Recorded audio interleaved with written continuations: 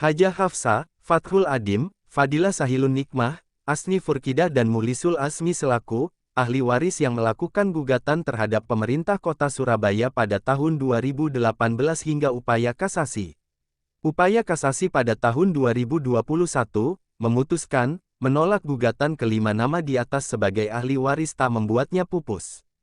Hal ini, diketahui, tatkala, pemerintah kota Surabaya, melalui, Jurusita Pengadilan Negeri Surabaya, guna melakukan pencocokan batas-batas objek, yang berlokasi di Pasar Asem Payung, Jalan Gebang Lor 42, Kelurahan Gebang Putih, Kecamatan Sukolilo, Surabaya. Upaya kelima nama ahli waris, diwakili, Haji Fathul Adim yang turut hadir saat Jurusita Pengadilan Negeri Surabaya, melakukan pencocokan batas-batas objek yang bersengketa. Di kesempatan tersebut, Haji Adim beserta penasehat hukumnya, yakni, Muhammad Masud dan Hendra turut menyaksikan serta memberikan tanggapan atas pencocokan batas-batas objek tersebut.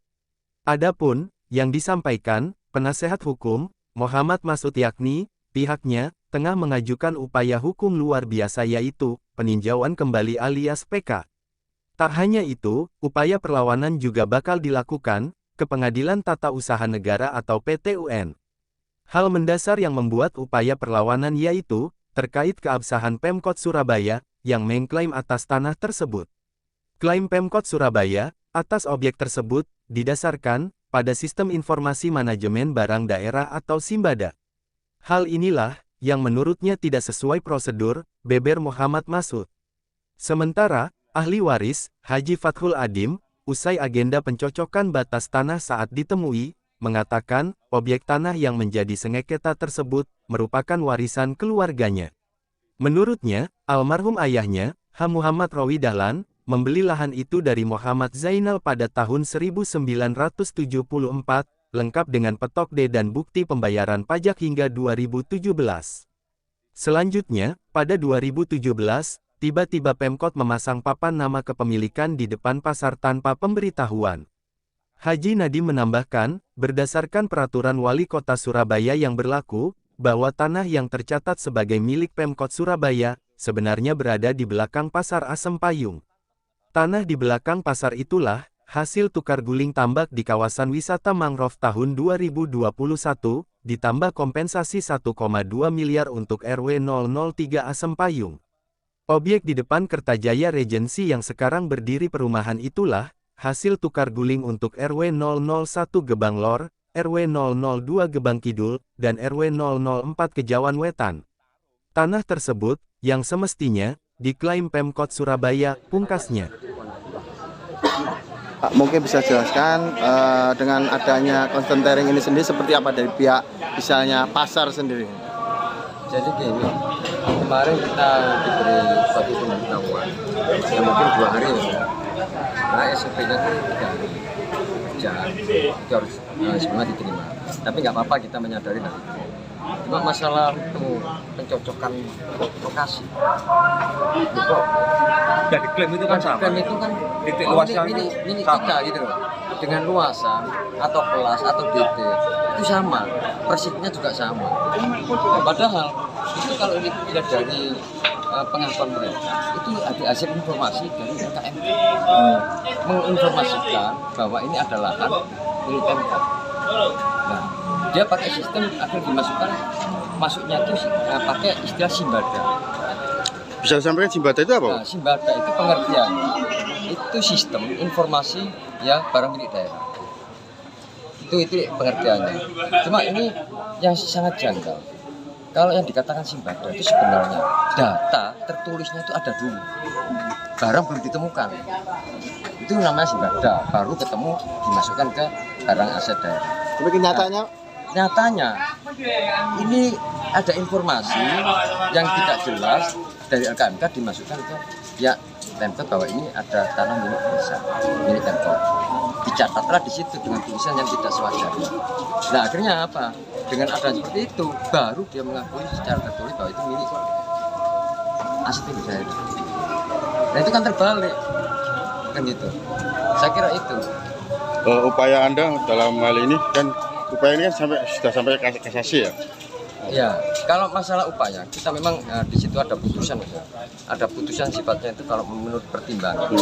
Itu kayaknya ada istilah putusan banci ya, putusan banci kalau. Nah jadi kayak kekuatan hukumnya dalam memutuskan itu kurang berkenan dalam sisi hukum. Makanya kita tetap mengupayakan. Nggak tahu dari pengadilan kok mengabulkan atas pihak tergugat. Nah, tapi hukum kita masih melakukan upaya hukum, yaitu dengan cara adanya produk institusi yang dikeluarkan oleh pihak kelurahan. Itulah yang kita gugat. Dari mana asal usul beralih bisa dari KRS? Itu secara administrasinya kita gugat. Nah, satu-satu jalan itu harus digugat secara PT UN, karena PT UN berwenang mengadili perkara yang bisa produk dikeluarkan oleh instansi pemerintahan. Itu yang kita lakukan. Tadi sempat kita kutip bahwa pihak jenengan sudah pernah melakukan pembayaran pajak daerah itu ya? Mulai tahun 74 Pak. Iya, tahun 74 sampai 2017. Terus? Nggak pernah nunggak. Hasil saya mengatakan ibu saya mau membayar pajak yang 2018. Ternyata di Bank Jatim itu ada pemblokiran. Saya sama ibu kaget dari pihak Bank Jatim, Bu, kok ada gini Bu? Saya dari pihak bank tidak tahu Bu. Kalau saya cross check di kelurahan, kok ada pemblokiran Pak, dasarnya apa? Kok gak ada kulon nuwun pemberitahuan kok nelono tak karepe dhewe. Wong tuwa kuwi gak oleh nyolong Pak, oleh tuku, gak bajing. Tapi disampaikan nggak waktu saat itu pemblokiran apa alasannya? Nggak ada, tanpa sepengetahuan saya. Waktu saya pergi ke Sidoarjo, tahu-tahunya dari pihak kelurahan sama pemerintah kota sama kecamatan di Sumbar ada plakat. Saya diberitahu sama tukang parkir yang di lahan sini, Mas ada semua dari kelurahan sama kecamatan semua pasang plakat. Kalau umpama ada saya ya saya halangi Pak, ya wani tarung.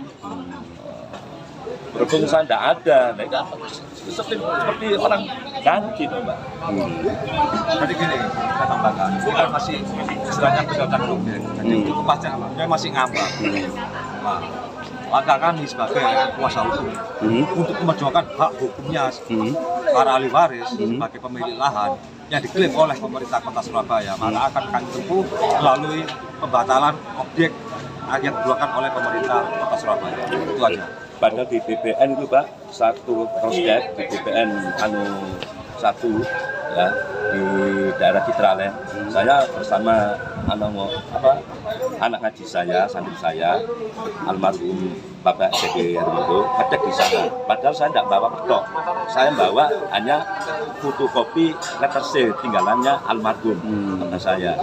Terus sama bukti pembayaran PBB, kalau nggak salah itu tahun 2010-an.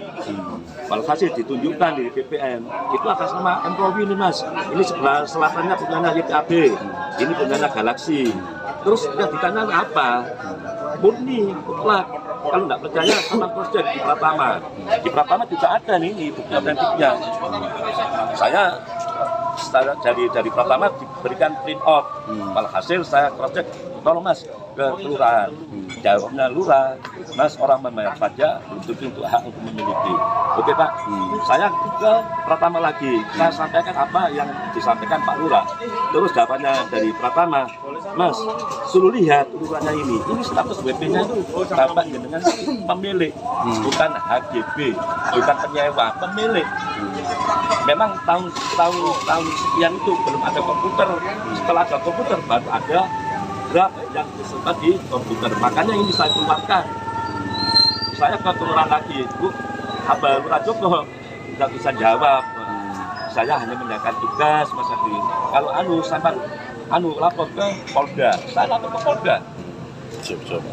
Banyak itu Pak. Terus walhasil dalam persidangan di pengadilan negeri di sini yang benar-benar objeknya pemerintah kota itu tanah ganjaran punya RW 03 Asempayung sesuai perwalinya ada, tidak ngarang itu. Waktu dalam persidangan semua kaget, Bapak Majelis, Bapak Dedi Wadinan, ada perwali, ada yang mulia ini. Nah, Terus yang kedua di RW 1 Gebang Lor, Gebang Kidul, Kejawan Gebang itu yang sekarang berdiri perumahan di Said. Itu tukar guling dengan tambak yang ada di tengah-tengah perumahan Pakuwon.